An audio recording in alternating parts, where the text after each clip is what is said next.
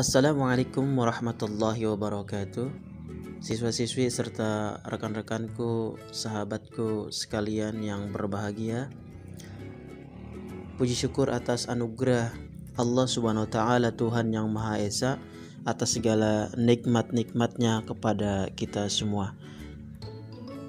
Pada kali ini kita kembali akan belajar mata pelajaran prakarya kelas 8 semester 1 tentang pengolahan bahan pangan serelia, umbi, dan kacang-kacangan menjadi makanan atau minuman. Adapun tujuan pembelajaran pada kali ini yaitu yang pertama, mengemukakan pendapat tentang keragaman bahan pangan serelia, kacang-kacangan, dan umbi sebagai ungkapan rasa bangga dan wujud rasa syukur kepada Tuhan dan bangsa Indonesia. Kedua, mengidentifikasi jenis, manfaat, dan teknik pengolahan serta memahami pengertian bahan pangan serelia, kacang-kacangan, dan umbi berdasarkan rasa ingin tahu dan peduli lingkungan. Ketiga, merancang pembuatan produk olahan pangan dari bahan serelia, kacang-kacangan, dan umbi menjadi makanan atau minuman berdasarkan orisinalitas, ide yang jujur terhadap diri sendiri. Dan 4, membuat, menguji, dan mengomunikasikan karya pengolahan pangan dari bahan serelia, kacang-kacangan, dan umbi menjadi makanan atau minuman sesuai kebutuhan wilayah setempat berdasarkan teknik dan prosedur yang tepat dengan disiplin dan tanggung jawab. Amati gambar di atas. Ya, Indonesia memiliki berbagai jenis tanaman pangan. Tahukah kamu apa nama tanaman pangan tersebut? Menurutmu, apa makanan atau minuman tradisional yang dapat dibuat dari bahan tanaman pangan tersebut? Sebutkan sebanyak-banyaknya ya. Apa yang timbul dari perasaanmu terhadap Tuhan dan bangsa Indonesia setelah mengetahui betapa banyaknya makanan atau minuman yang dapat dibuat dari berbagai jenis tanaman? Ungkapkan pendapatmu dalam pembelajaran. Penduduk Indonesia mayoritas bermata pencaharian di bidang pertanian, sehingga Indonesia dikenal sebagai negara agraris. Ya, di negara agraris umumnya memiliki sumber daya alam yang beraneka ragam dan wilayah yang luas. Sebagian besar penduduk negara agraris bekerja dalam hal budidaya tanaman pangan. Nah, tanaman pangan ini kita kenal dibagi menjadi 3 kelompok, yaitu tanaman serelia, tanaman kacang-kacangan, dan tanaman umbi-umbian. Pertama, serelia. Serelia adalah jenis tumbuhan golongan tanaman padi-padian, rumput-rumputan atau gramineae yang dibudidayakan untuk menghasilkan bulir-bulir berisi biji-bijian sebagai sumber karbohidrat atau pati. Biji tumbuhan serelia adalah buah tipe khusus yang disebut Caryopsis. Nah, serelia banyak jenis spesiesnya sehingga kandungan zat gizi serelia sangat bervariasi tergantung jenisnya. Tetapi umumnya serelia kaya karbohidrat, cukup protein, sangat rendah kandungan lemak, dan kaya serat kasar. Serelia juga kaya vitamin, misalnya vitamin E dan B kompleks, serta mineral besi, magnesium, dan seng. Meskipun setiap spesies memiliki keistimewaan, pembudidayaan semua serelia sama. Semua adalah tanaman semusim, yang berarti satu kali tanam, satu kali panen, dan tumbuh baik di daerah beriklim sedang. Istilah serelia diambil dari nama Dewi Pertanian bangsa Romawi, yaitu Ceres. Jenis serelia yang pertama yang kita bahas adalah beras.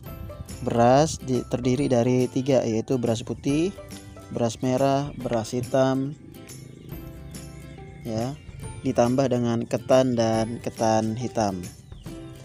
Beras merupakan butir padi yang sudah dipisahkan dari sekam. Beras mengandung karbohidrat yang kaya akan zat gula atau glukosa. Rasa manis dari kandungan glukosa merupakan sumber energi yang bermanfaat bagi tubuh untuk melakukan berbagai aktivitas. Selain rasa manis dari beras tanak Nasi cocok dipadukan dengan berbagai lauk yang membuat orang menggunakan beras sebagai makanan pokok. Hal pertama yang kita bahas adalah beras putih. Sesuai namanya, berwarna putih, agak transparan karena hanya memiliki sedikit aliron dan kandungan amilosa umumnya sekitar 20%. Beras ini mendominasi pasar beras. Yang kedua, beras merah. Akibat alironnya mengandung gen yang memproduksi antosianin yang merupakan sumber warna merah atau ungu. Sedangkan beras hitam sangat langka disebabkan aliron dan endosperma memproduksi antosianin dengan intensitas tinggi sehingga berwarna ungu pekat mendekati hitam. Berikutnya adalah ketan atau beras ketan, berwarna putih, tidak transparan. Seluruh atau hampir seluruh patinya merupakan amilopektin. Kemudian beras yang terakhir yang kita bahas adalah ketan hitam, merupakan versi ketan dari beras hitam.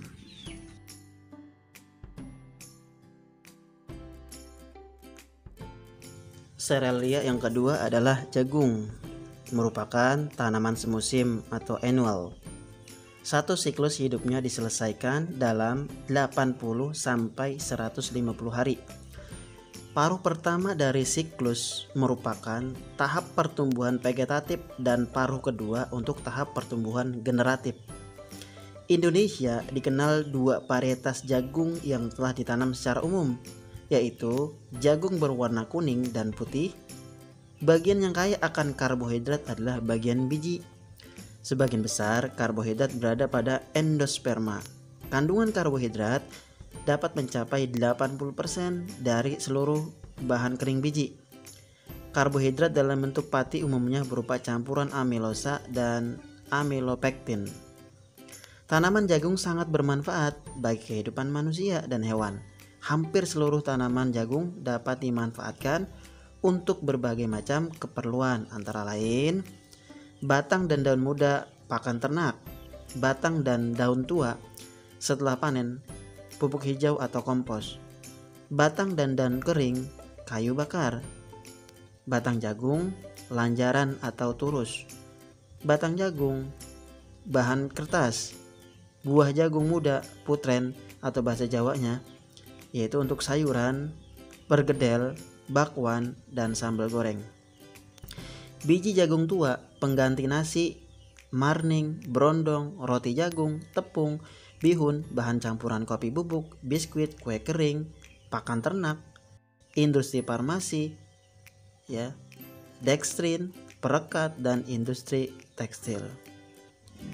Serealia yang ketiga adalah gandum. Orang India menjadikan gandum utuh yang sudah menjadi tepung atau yang dikenal dengan sebutan atta sebagai makanan pokok mereka. Namun di Indonesia, masyarakat hanya menjadikan gandum sebagai bahan roti dan mie. Padahal gandum juga mempunyai kandungan karbohidrat cukup tinggi, sama seperti dengan nasi. Beberapa manfaat gandum bagi kesehatan tubuh sebagai berikut, yaitu mengkonsumsi gandum akan membuat tubuh merasa kenyang lebih lama. Ini karena serat larut yang ada di dalam gandum cenderung memperlambat pencernaan karbohidrat, sehingga mencegah lonjakan kadar gula darah yang pada akhirnya tak akan mendesak untuk selalu makan. Mengkonsumsi gandum secara teratur akan menurunkan kadar kolesterol dalam tubuh. Mengkonsumsi gandum baik untuk menurunkan berat badan.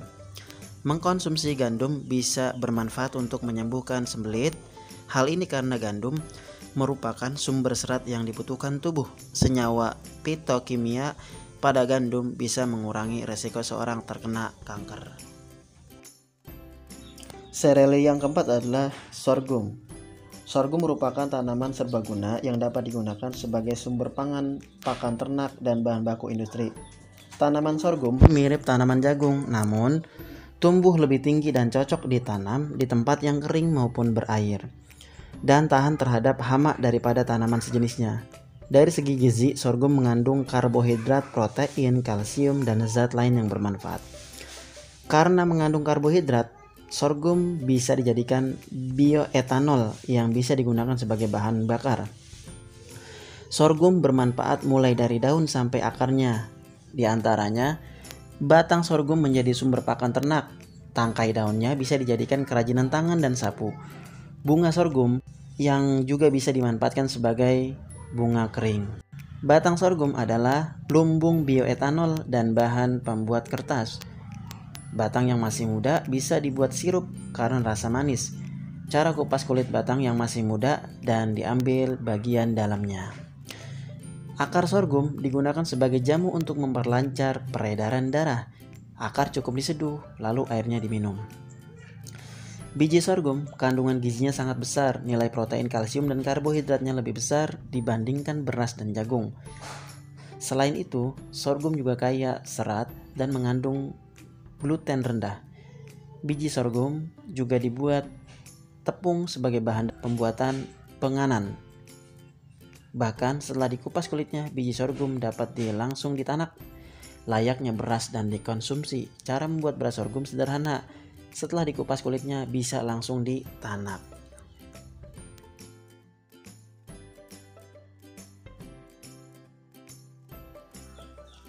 Sekarang kita bahas terkait dengan jenis kacang-kacangan dan manfaatnya. Yang pertama adalah kacang tanah. Kacang tanah atau Arachis hyphogaea L tergolong ke dalam famili Fabaceae. Biasa ditanam di lahan kering dan lahan sawah sesudah panen padi. Kacang tanah diperbanyak dengan biji dan dapat dipanen pada umur 90 sampai 95 hari setelah tanam. Ciri fisik tanaman kacang tanah berupa tanaman perdu dan berdaun kecil. Di Indonesia, kacang tanah memiliki beberapa sebutan seperti kacang Bandung, kacang jebrol, kacang kolek, kacang tuban, dan lain-lain. Sebutan tersebut khas daerah masing-masing.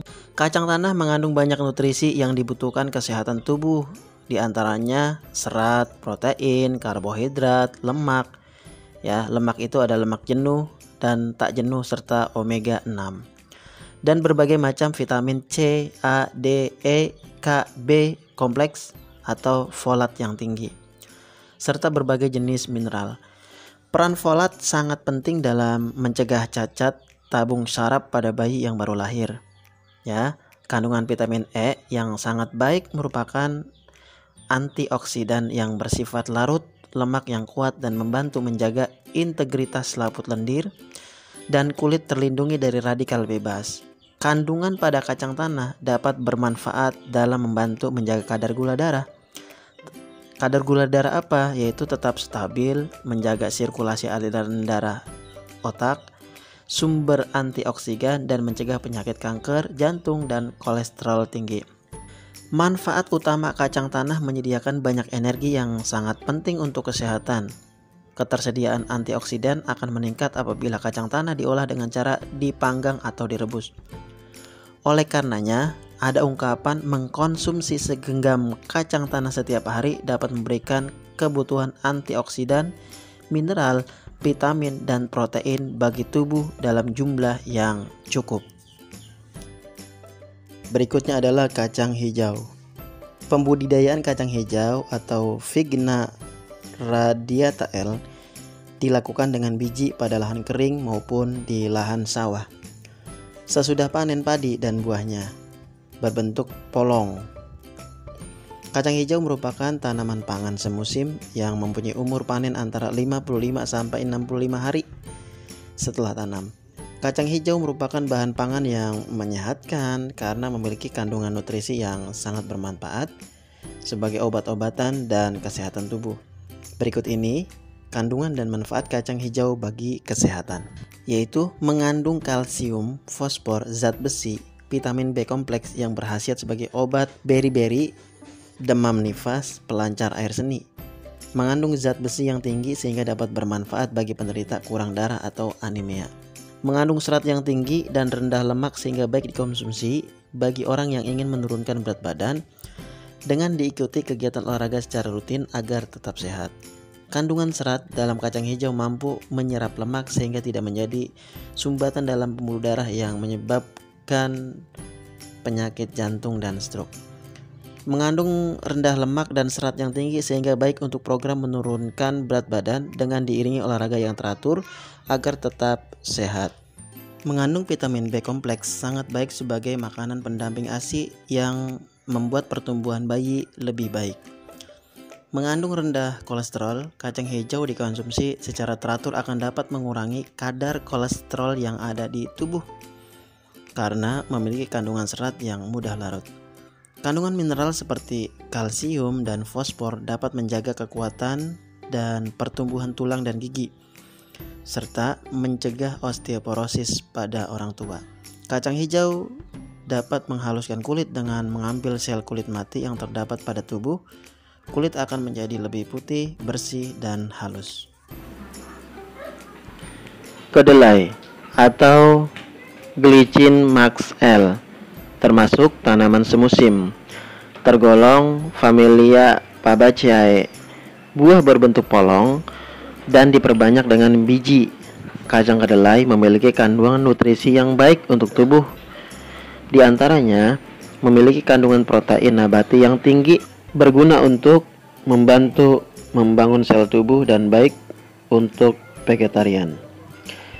Berikutnya, mengandung vitamin B1, B2, B6, dan provitamin A, kalium, magnesium, selenium, fosfor, karbohidrat, protein, dan asam omega 3 sumber lemak sangat baik untuk susu bayi karena kandungan gizinya lengkap.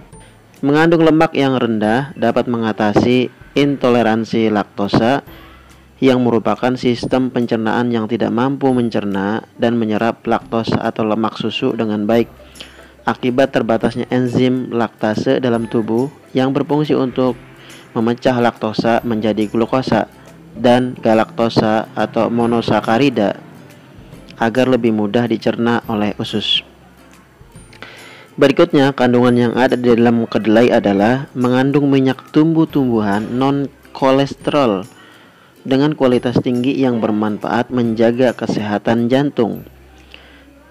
Mengandung lecitin yang bermanfaat untuk menjaga kolesterol tubuh, metabolisme tubuh, dan membantu metabolisme lemak yang tersendat di hati, sehingga dapat melindungi organ hati. Kemudian, kandungan lecitin dan zat besi tempe mampu meningkatkan aktivitas vitamin B12 yang berperan dalam pembentukan sel darah merah, sehingga dapat mencegah anemia dan berguna untuk menjaga dan meningkatkan kemampuan mengingat dan berpikir.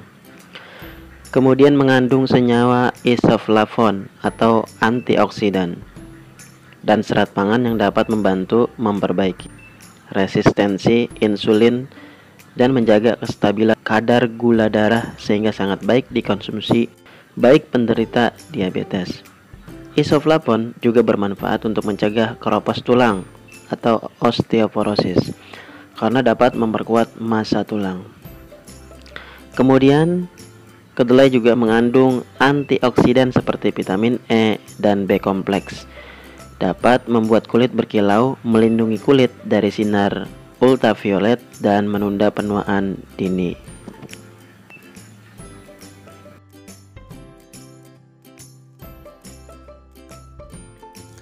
Sekarang kita bahas mengenai jenis umbi dan manfaatnya. Ya, umbi itu ada 4 macam yang kita bahas, yaitu umbi jalar, singkong, talas, dan kentang. Yang pertama adalah umbi jalar. Ada 3 jenis umbi jalar yang populer dibudidayakan di Indonesia, yaitu umbi jalar berwarna putih kecoklatan, merah, dan ungu. Ketiga jenis umbi jalar tersebut memiliki varietas unggul dengan produktivitas tinggi. Beberapa varietas ubi jalar yang populer antara lain Cilembu, Ibaraki, Lampeneng, Georgia, Borobudur, Prambanan, Mendut, dan Kalasan. Budidaya ubi jalar cocok dilakukan di daerah tropis yang panas dan lembab. Bagian yang dimanfaatkan dari ubi jalar adalah anaknya yang membentuk ubi. Ubi jalar merupakan salah satu bahan makanan yang sangat sehat dan sangat baik untuk semua orang. mulai dari anak balita sampai orang tua. Hal ini karena ubi jalar memiliki kandungan gizi karbohidrat kompleks yang tinggi, sehingga membuat energi tidak sekaligus terlepas, melainkan secara bertahap. Ubi jalar juga mengandung vitamin C tinggi, berguna untuk merawat elastisitas kulit, serta vitamin A dan beta karoten dari warna ungu oranye dan merah pada ubi untuk melindungi paru dan mencegah kanker paru dan kanker mulut. Ubi jalar merupakan makanan yang memiliki rasa manis yang bebas lemak atau indeks glikemiknya rendah, sehingga cocok bagi penderita diabetes. Selain itu juga mengandung vitamin B6 yang dapat mencegah serangan jantung dan kalium yang berfungsi menstabilkan tekanan darah dan dapat mengurangi stres. Serat tinggi dan kandungan zat besi, folat, tembaga, dan mangan pun ada pada ubi jalar. Jenis ubi yang kedua adalah singkong atau disebut juga ubi kayu atau ketelak pohon. Singkong merupakan tanaman perdu dengan akar tunggang dan sejumlah akar cabang yang membesar menjadi umbi akar yang dapat dimakan. Singkong yang dimakan bagian dalam umbinya yang berwarna putih atau kekuning-kuningan. Umbi singkong sering dimanfaatkan sebagai pengganti makanan pokok karena mengandung banyak karbohidrat, namun miskin protein. Sementara daunnya termasuk sumber protein yang bagus karena mengandung asam amino metionin.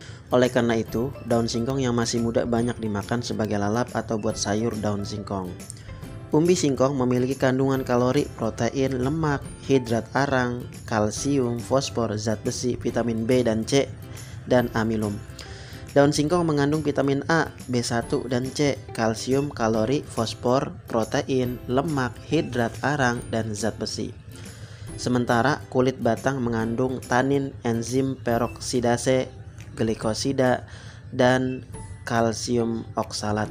Menurut pakar tanaman obat, singkong memiliki efek farmakologis sebagai antioksidan, anti kanker, anti tumor, dan menambah nafsu makan. Oleh karenanya, sejak zaman dahulu tanaman singkong dijadikan sebagai tanaman obat alternatif untuk mengatasi berbagai keluhan penyakit. Nah, diantaranya manfaat singkong sebagai berikut, yaitu 1. Melancarkan pencernaan karena singkong banyak mengandung serat yang tidak larut dalam air. Serat jenis ini berfungsi memperlancar proses buang air besar serta mampu menyerap dan membuang toksin dalam usus sehingga pencernaan menjadi sehat. Kemudian sebagai obat luka bernanah dan terbakar, caranya batang singkong segar ditumbuk lalu ditempelkan pada bagian tubuh yang luka yang sakit atau nanah. Untuk luka garukan, singkong diparut lalu ditempelkan pada bagian yang sakit dan diperban. Sedangkan sebagai obat luka karena terkena benda panas, singkong diparut lalu diperas. Airnya didiamkan beberapa saat hingga patinya mengendap. Lalu patinya dioleskan pada bagian yang luka. Sebagai obat panas dalam, caranya singkong diparut terlebih dahulu dan diambil air perasannya. Air perasan umbi singkong terbukti mengandung getah dan tepung, maka bisa dipakai untuk obat mah dan panas dalam. Air perasan umbi dapat mengobati luka pada lambung karena fungsinya sebagai antibiotik, sedangkan bagi penderita panas dalam, air perasan umbi singkong tersebut dapat mendinginkan daerah pencernaan. Fungsi berikutnya adalah diet rendah kalori karena singkong merupakan bahan makanan dengan kandungan karbohidrat yang lebih rendah dari nasi dan roti, dengan kandungan serat yang tinggi sehingga membuat perut tetap terasa kenyang dalam waktu yang lama.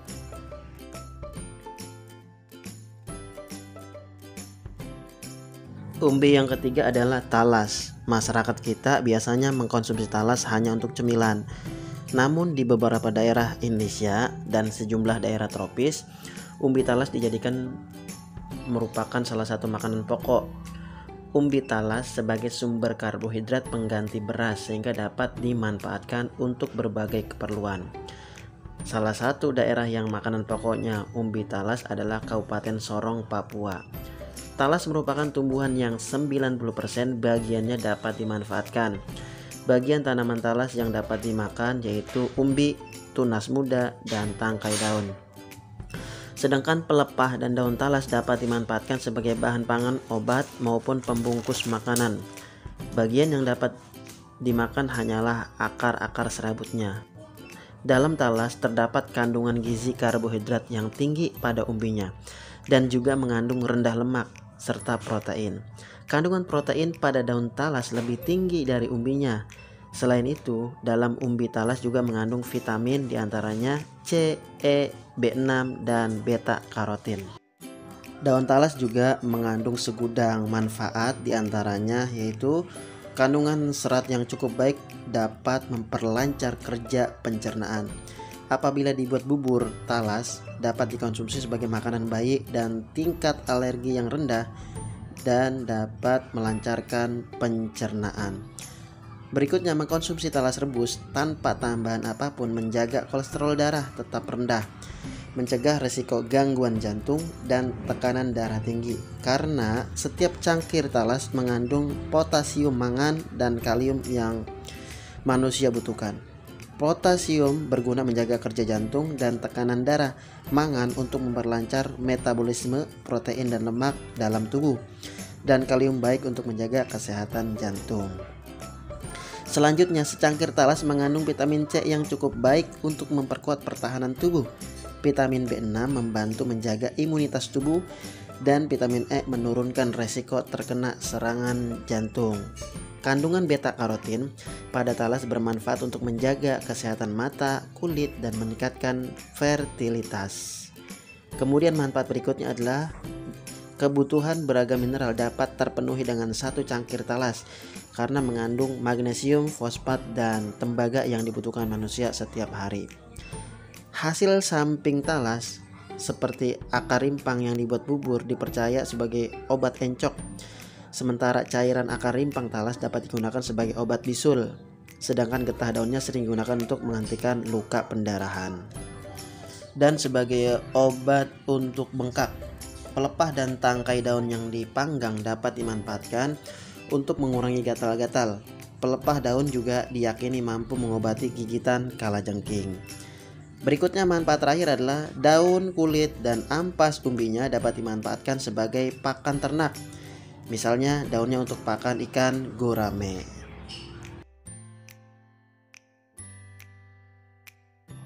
Berikutnya adalah kentang. Kentang merupakan salah satu tanaman tahunan yang paling banyak ditanam di seluruh dunia. Kentang tergolong herba semusim atau tanaman pendek tidak berkayu dan cocok ditanam di dataran tinggi serta di daerah yang beriklim tropis. Bagian kentang yang dimanfaatkan untuk dimakan yaitu umbi batangnya. Penduduk Eropa dan Amerika Serikat memanfaatkan kentang sebagai makanan pokok. Namun, sekarang banyak orang yang memanfaatkan kentang sebagai makanan alternatif untuk program diet. Hal ini dikarenakan kentang kaya akan nutrisi, merupakan sumber karbohidrat dengan kandungan tepung dan gula yang tinggi. Vitamin dan serat kentang memiliki kandungan gizi yang lebih tinggi dibandingkan nasi. Karena memiliki kandungan protein dan mineral yang lebih lengkap, kentang apabila dikonsumsi dengan kulitnya dibersihkan dengan benar masuk dalam kategori karbohidrat kompleks.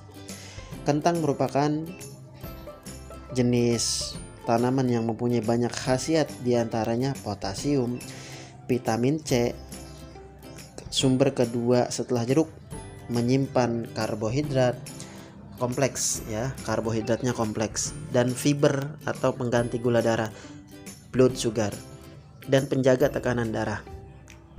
Kentang juga mengandung vitamin B1, B2, dan B3 serta sedikit kandungan protein dan banyak mineral penting seperti besi, mangan, magnesium, fosfor, tembaga, dan kalium. Jumlah lemaknya sedikit sehingga dapat menghalang endapan kolesterol di dalam lapisan saluran darah. Kentang cocok bagi yang mengalami kekurangan gula darah. Selain itu, kentang merupakan sumber terbaik dalam pembentukan zat besi dalam darah. Manfaat kentang diantaranya: 1. Memelihara kesehatan sistem pencernaan karena mengandung serat yang cukup tinggi. Yang kedua, melawan penyakit seperti penyakit jantung, gangguan saraf tumor, dan dapat membantu mengurangi risiko kanker prostat dan kanker rahim. Kentang segar dengan kulitnya kaya antioksidan dari vitamin C. Hasil penelitian terbaru menunjukkan bahwa antioksidan, flavonoid, dan quercetin pada kentang memiliki sifat anti kanker dan kardioprotektif.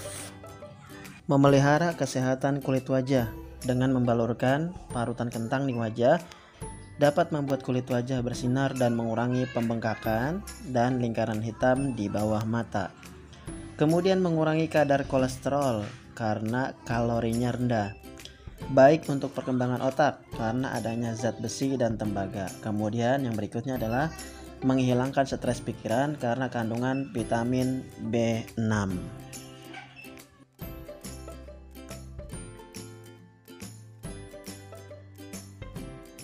Sekarang kita bahas mengenai teknik pengolahan ya. Teknik pengolahan ada dua macam, yaitu panas basah atau moist heat dan panas kering atau dry heat. Kalau panas basah diantaranya yang pertama adalah merebus atau boiling, kedua merebus menutup bahan pangan, ketiga merebus dengan sedikit cairan, keempat menyelup atau menggulai, kelima mengukus, keenam mendidih, dan ketujuh mengetim. Sedangkan panas kering atau dry heat yaitu ada 5 yang kita pelajari. Yang pertama adalah menggoreng dengan minyak banyak, kedua menggoreng dengan minyak sedikit, ketiga menumis, keempat memanggang. Memanggang ada 3 macam, yaitu memanggang kering, kemudian memanggang dalam oven menambah kelembaban, kemudian dalam oven dengan 2 wadah. Yang terakhir yang kelima adalah dengan cara membakar.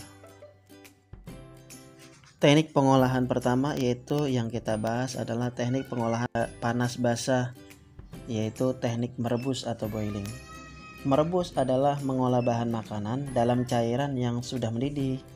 Nah, cairan yang digunakan dapat berupa air, kaldu, dan susu. Caranya, bahan makanan dimasukkan ke dalam cairan yang dingin atau dalam air yang telah panas. Teknik yang kedua adalah teknik merebus menutup bahan pangan. Teknik ini cara memasak bahan makanan dalam bahan cair sebatas menutupi bahan makanan yang direbus dengan api kecil di bawah titik mendidih 92 sampai 96 derajat Celcius. Bahan makanan yang di poach ini adalah bahan makanan yang lunak atau lembut dan tidak memerlukan waktu lama dalam memasaknya, seperti buah-buahan, sayuran, telur, ikan. Cairan bisa berupa kaldu, air yang diberi asam, cuka, dan susu. Teknik berikutnya yang ketiga yaitu teknik merebus dengan sedikit cairan atau braising. Teknik braising adalah teknik merebus bahan makanan dengan sedikit cairan, kira-kira setengah dari bahan yang akan direbus dalam panci tertutup dengan api dikecilkan secara perlahan-lahan. Efek dari braising ini sama dengan menyetup, yaitu untuk menghasilkan bahan makanan yang lebih lunak dan aroma yang keluar menyatu dengan cairannya. Teknik keempat adalah teknik menyetup atau menggulai, stewing, yaitu mengolah bahan makanan yang terlebih dahulu ditumis bumbunya dan direbus dengan cairan yang berbumbu dan cairan yang tidak terlalu banyak dengan api sedang. Maksud dari dimasak dengan api sedang dan dalam waktu yang lama agar aroma dari bahan masakan keluar dengan sempurna.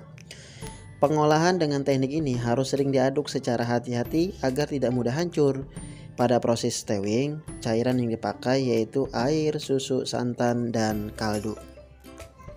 Teknik yang kelima adalah mengukus atau steaming.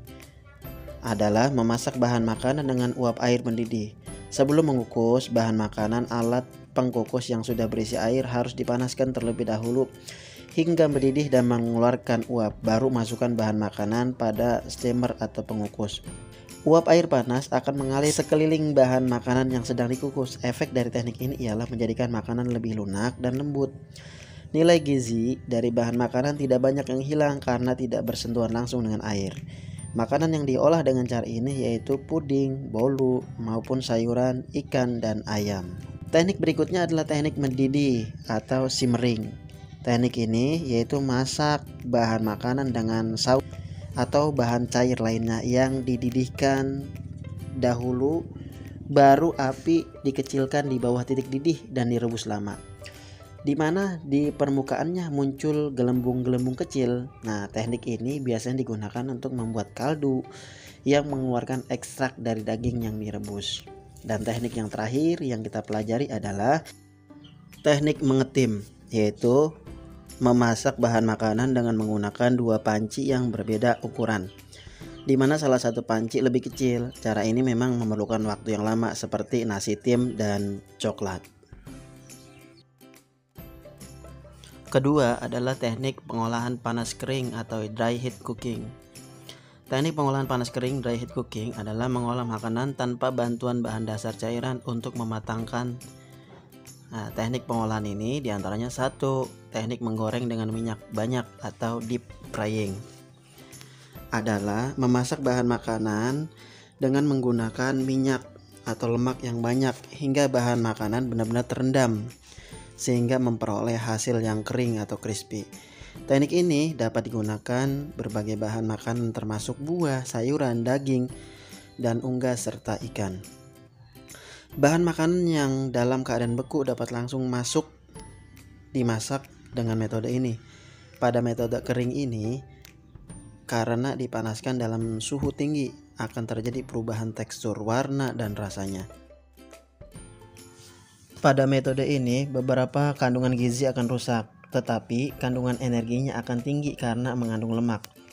Proses deep frying juga biasanya lebih sedikit kehilangan kandungan vitamin yang larut dalam air karena dalam proses ini tidak terdapat air yang melarutkan. Sebagai contoh, keripik kentang lebih banyak mengandung vitamin C dibandingkan kentang direbus. Berikutnya adalah teknik shallow frying atau minyak sedikit. Adalah mengolah bahan makanan atau proses menggoreng yang dilakukan dengan cepat dalam minyak goreng yang sedikit pada wajan datar. Dalam shallow frying, bahan makanan biasanya hanya satu kali dibalik. Ya, pada shallow frying panas didapatkan dari pemanasan minyak atau lemak. Dengan teknik ini, bahan makanan tidak akan menjadi terlalu matang. Asam amino yang terdapat pada bahan makanan akan tetap meskipun protein akan menyusut dan juga akan kehilangan beberapa jenis vitamin B. Berikutnya adalah teknik menumis atau sautéing, yaitu teknik memasak dengan menggunakan sedikit minyak olahan dan bahan makanan yang telah dipotong kecil dan diiris tipis yang dikerjakan dalam waktu sebentar dan cepat, diaduk-aduk serta ditambah sedikit cairan sehingga sedikit berkuah atau basah. Cairan yang biasa ditambahkan adalah saus, krim, dan sejenisnya yang dimasukkan pada saat terakhir proses pemasakan. Sebelum menumis, hendaknya potongan atau irisan bahan makanan dipersiapkan terlebih dahulu. Panaskan wajan terlebih dahulu, kemudian isi minyak goreng sedikit dan panaskan. Gunakan wajan yang besar agar potongan bahan makanan saat dimasukkan tidak sesak sehingga memudahkan saat melakukan tumis dan dapat matang secara merata agar lebih sehat. Hindari penggunaan lemak jenuh. Gunakan minyak zaitun atau minyak canola yang mengandung minyak sehat dan membantu menurunkan kadar kolesterol berbahaya. Sekarang kita bahas teknik memanggang atau baking. Adalah pengolahan bahan makanan di dalam oven dengan panas dari segala arah tanpa menggunakan minyak atau air. Ya, memiliki beberapa metode diantaranya yaitu memanggang kering. Yaitu ketika memanggang dengan oven, bahan makanan akan mengeluarkan uap air. Uap air ini akan membantu proses pemasakan bahan makanan. Teknik ini biasanya digunakan untuk produk pastry atau roti. Selain itu, digunakan untuk memasak daging, ikan, dan lain-lainnya. Kemudian, memanggang oven menambah kelembaban. Ketika memanggang bahan makanan, masukkan wadah berisi air yang akan mengeluarkan uap air yang masuk ke dalam oven, menyebabkan kandungan air dalam bahan makanan bertambah dan akan menambah kualitas makanan. Penerapan teknik dasar baking dapat dilakukan pada berbagai bahan makanan, di antaranya kentang, roti, kue, sponge, cake, biskuit, ikan, sayuran. Berikutnya, memanggang dalam oven dengan menggunakan dua wadah. Wadah pertama berisi bahan makanan dan wadah kedua diberi air. Wadah pertama dimasukkan ke dalam wadah kedua sehingga panas yang sampai ke bahan makanan lebih lambat. Dengan demikian, tidak akan mengakibatkan panas yang berlebih dan dapat mengurangi kemungkinan makanan terlalu matang Contohnya adalah puding karamel. Teknik berikutnya adalah membakar atau grilling. Teknik mengolah makanan di atas lempengan besi panas atau di atas pan datar yang diletakkan di atas perapian langsung. Suhu yang dibutuhkan untuk grill sekitar 290 derajat Celcius. Grill juga dapat dilakukan di atas bara langsung dengan jeruji panggang atau alat bantu lainnya. Dalam teknik ini perlu diberikan sedikit minyak baik pada makanan yang akan diolah maupun pada alat yang digunakan. Jeruji ini berfungsi sebagai penahan bahan makanan yang sedang dimasak atau dipanggang. Selain itu, fungsi lainnya juga untuk membuat bagian yang matang dan gosong berbentuk jeruji pula. Kegosongan inilah yang menjadi ciri khas dan yang menunjukkan bahwa makanan tersebut adalah di-grilled. Ya, demikianlah para siswa sekalian, rekan-rekanku yang berbahagia, pembelajaran kita kali ini mengenai pengolahan bahan pangan, serealia, umbi, dan kacang-kacangan menjadi makanan dan minuman. Semoga bermanfaat buat kita semua. Jangan lupa di subscribe, like, share, komen ya. Atas perhatiannya saya ucapkan banyak terima kasih. Wassalamualaikum warahmatullahi wabarakatuh.